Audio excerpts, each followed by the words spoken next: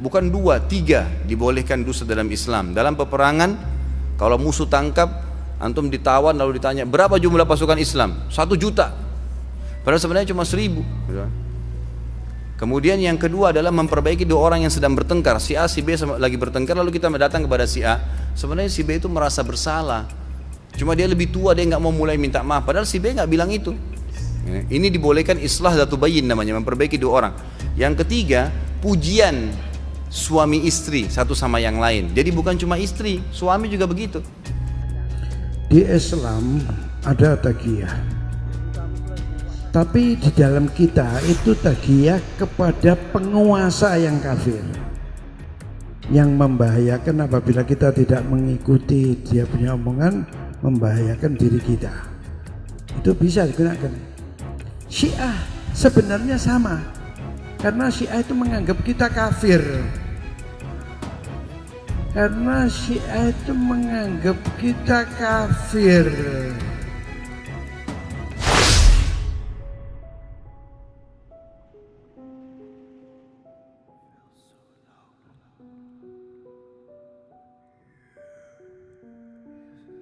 Di dalam Islam itu, setiap muslim itu walaupun dia sholat, taat, tetap masuk neraka.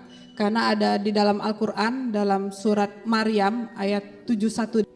Dan tidak ada seorang pun daripadamu, melainkan mendatangi neraka itu. Hal itu bagi Tuhanmu adalah suatu kemestian yang sudah ditetapkan.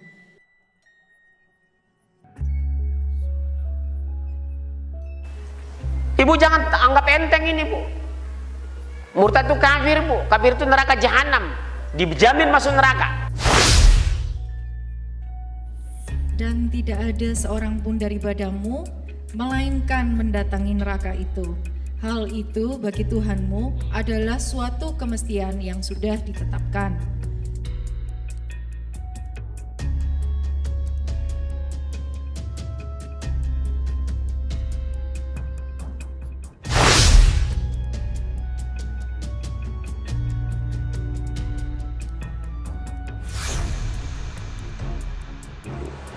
Tidak benar, saya ulangi, tidak benar bahwa Nabi Muhammad sudah dapat jaminan sorga.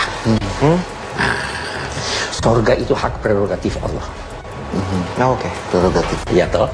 Ya. Memang kita yakin bahwa beliau ini.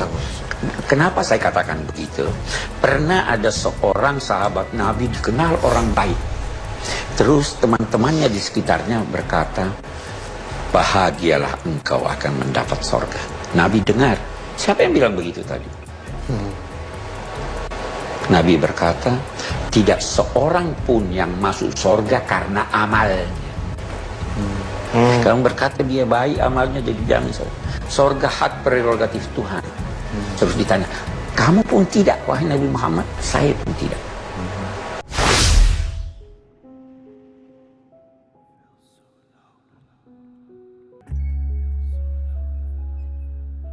Orang masuk surga karena dia mengucapkan asyhadu alla ilaha illallah wa asyhadu anna muhammadar rasulullah. Tidak benar, saya ulangi, tidak benar bahwa Nabi Muhammad sudah dapat jaminan sorga. Kiai sebesar apapun, setaat apapun, jangan pastikan bahwa dia masuk surga. Sebaliknya, manusia sedurhaka apapun, jangan pastikan bahwa dia pasti masuk neraka. Karena itu hak prerogatif Tuhan.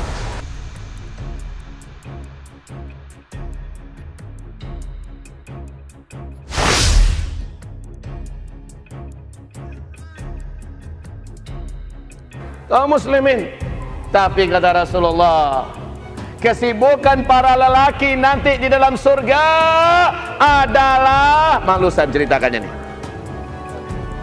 Mau terus? Kesibukan para lelaki yang masuk surga di surga adalah memecah perawan istri-istrinya. Perawan terus. Habis malam pertama dapatkan perawan istri, selesai dia perawan lagi. Gitu. Serius Pak. Bagusnya ibu-ibu gak ikut dengar pengajian ini. Ini khusus bapak-bapak. Dan kenikmatan terbesar yang diberikan Allah Subhanahu wa Ta'ala di surga adalah pesta seks. Kenapa? Karena ini yang disuruh tahan di dunia oleh laki-laki.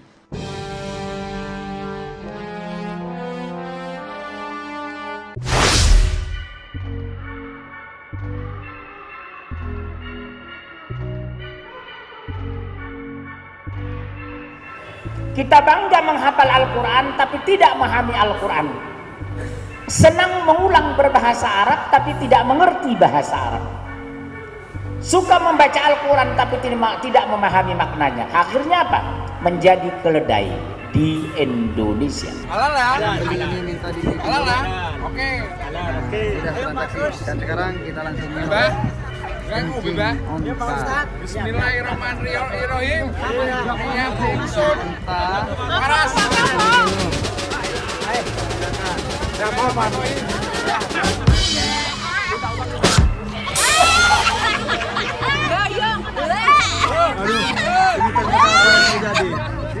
Apa yang terjadi? Terus.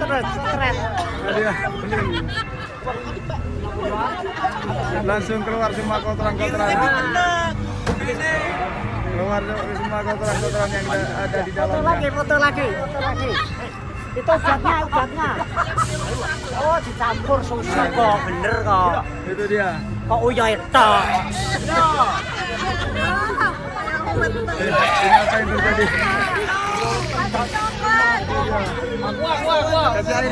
Kasih air. Keluar semua kotoran-kotorannya. Tat, jangan jadi di video, Tat. Nggak jadi batal, muntah-muntah kok. Nggak apa-apa, biar tahu. Bagaimana cara. Jangan pernah nyoba rasanya.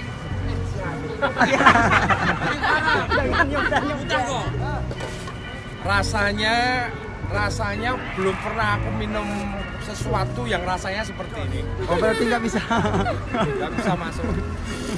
Berarti udah nggak ada ya, udah nggak ada rasanya, udah hampa udah. Rasanya sampai muntah-muntah. Mengerikan. Terus gimana kalau ada jemaah lagi ke sini?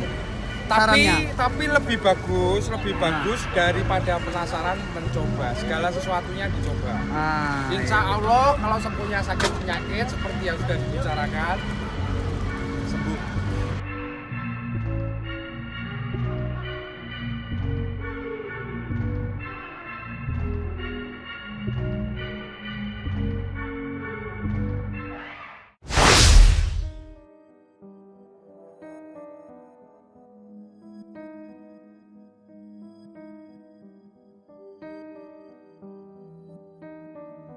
Orang Yahudi dan Nasrani tidak akan pernah senang kepada kamu sampai kamu murtad mengikuti agama mereka. Tidak akan pernah senang. Oleh sebab itu Al-Quran tegas, la tattakhizu yahuda wan nasara awliya. Diharamkan menjadikan orang Yahudi dan Nasrani satu sebagai pemimpin, sebagai wali, sebagai saksi, sebagai sahabat.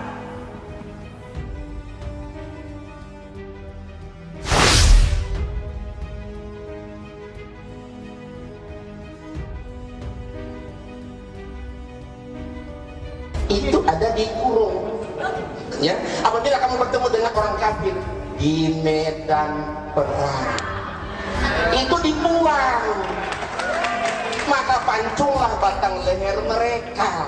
Jadi boleh kita membunuh, tetapi terhadap orang kafir, dan itu pun di medan perang.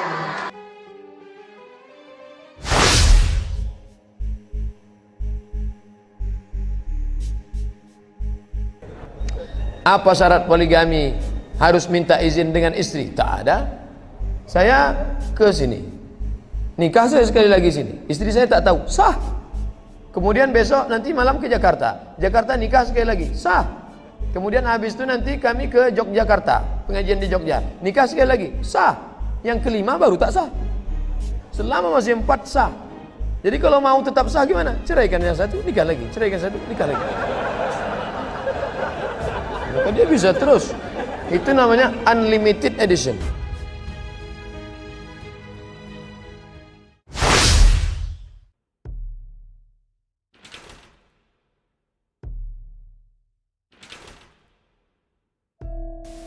Injil itu adalah kitab sucinya kita, yang namanya sekarang Al-Quran.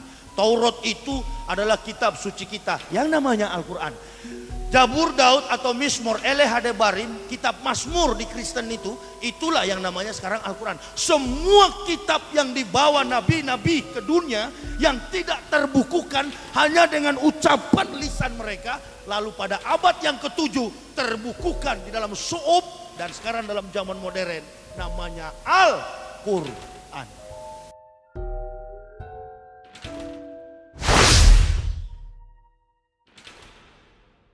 Nabi Isa bukan Yesus, Injil bukan Bible. Orang Islam dan Kristen di Indonesia ini terkadang salah. Itulah sebabnya jadi aneh di Indonesia dan negara-negara di dunia ini. Kok seolah-olah Isa itu Yesus? Jadi ini kesimpulannya, Isa dan Yesus serupa tapi tidak sama.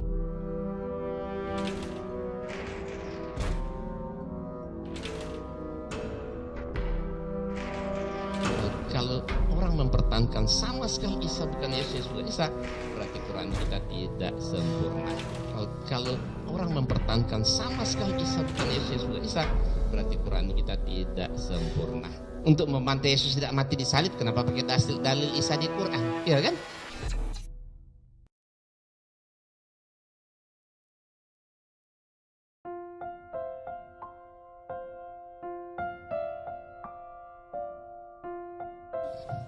Quran hanya memberi info dan mengkritik, tapi untuk membuktikan lihat di Alkitab itu. Quran hanya memberi info dan mengkritik, tapi untuk membuktikan lihat di Alkitab itu.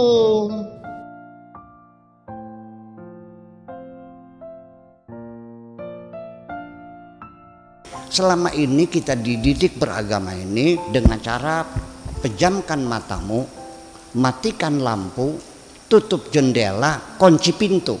Yakinlah begitu caranya.